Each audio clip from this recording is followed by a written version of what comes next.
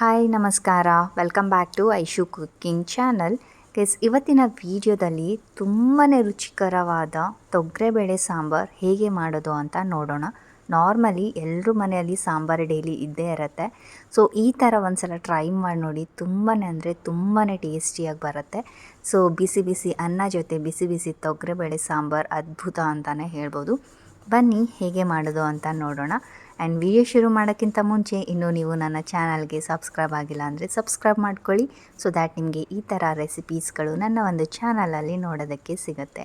So guys, ಮೊದಲಿಗೆ ಒಂದು cooker ತೊಗೊಳ್ಳಿ. ಕುಕ್ಕರಲ್ಲಿ ನಾನಿಲ್ಲಿ ಅರ್ಧ ಕಪ್ಪು ತೊಗರೆಬೇಳೆ ಹಾಕೋತಾ ಇದ್ದೀನಿ. ಸೊ ಇದು ಮೆಷರಿಂಗ್ ಕಪ್ ಇದೆ, ಅರ್ಧ ಕಪ್ಪು. ಆ್ಯಂಡ್ ಇದಕ್ಕೆ 2 ಚಮಚ ಶನಗೆ ಬೇಳೆ. ಇದಕ್ಕೆ ನೀವೇನಂತೀರ ಗೊತ್ತಿಲ್ಲ, ಬಟ್ ನಮ್ಮ ಕಡೆ ಶನಗೆ ಬೇಳೆ ಅಂತ ಅಂತೀವಿ. ಸೊ 2 ಚಮಚದಷ್ಟು ಹಾಕಿಬಿಟ್ಟು ಚೆನ್ನಾಗಿ ಒಂದು 2ರಿಂದ 3 ಸಲ ವಾಶ್ ಮಾಡ್ಕೊಂಡು ಬನ್ನಿ.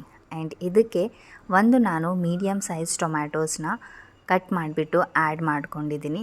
ಆ್ಯಂಡ್ ಇದಕ್ಕೆ 2 ಹಸಿಮೆಣಸಿನ್ಕಾಯಿ ಹೀಗೆ ಹಾಕ್ಕೊಂಡಿದ್ದೀನಿ. ಆ್ಯಂಡ್ ರುಚಿಗೆ ತಕ್ಕಷ್ಟು ಉಪ್ಪು ಮತ್ತು ಸ್ವಲ್ಪ ಅರಿಶಿಣದ ಪುಡಿ ಹಾಕಿಬಿಟ್ಟು ಇದಕ್ಕೆ ನಾನಿವಾಗ 1 ಕಪ್ ಆಗಷ್ಟು ನೀರನ್ನು ಆ್ಯಡ್ ಮಾಡ್ತಾಯಿದ್ದೀನಿ. ಸೊ ಆ್ಯಡ್ ಮಾಡಿಬಿಟ್ಟು ಇದಕ್ಕೆ ಮೀಡಿಯಮ್ ಫ್ಲೇಮ್ ಮೇಲೆ 4 ವಿಷಲ್ ಕೂಗಿಸ್ಬೇಕು.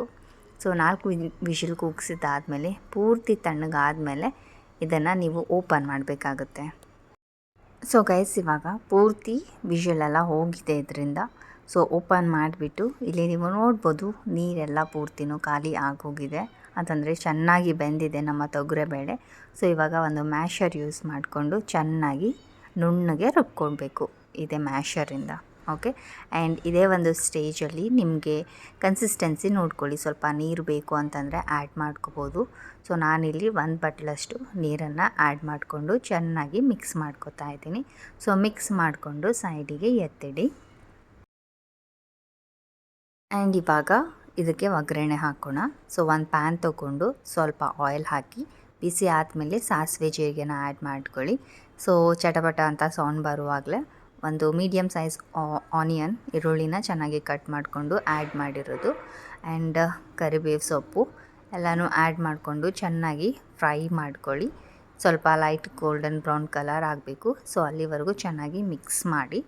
ಆ್ಯಂಡ್ ಇದಕ್ಕೆ ನಾನು 2 ಒಣಮೆಣಸಿನ್ಕಾಯಿ ಕೂಡ ಆ್ಯಡ್ ಮಾಡ್ಕೊಂಡಿದ್ದೀನಿ. ಇದರಿಂದ ಒಗ್ಗರಣೆ ತುಂಬಾ ಟೇಸ್ಟಿಯಾಗಿ ಬರುತ್ತೆ. ಜೊತೆಗೆ ನನ್ನ ಹತ್ರ ಈರುಳ್ಳಿ ಸೊಪ್ಪು ಕೂಡ ಇತ್ತು, ಅದನ್ನು ಕೂಡ ಆ್ಯಡ್ ಮಾಡ್ಕೊಂಡಿದ್ದೀನಿ.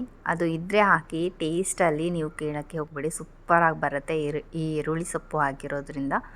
ಇಲ್ಲ ಅಂತಂದರೂ ಕೂಡ ನೀವು ಕೊತ್ತಂಬರಿ ಸೊಪ್ಪನ್ನು ಆ್ಯಡ್ ಮಾಡ್ಕೋಬೋದು. ಓಕೆ.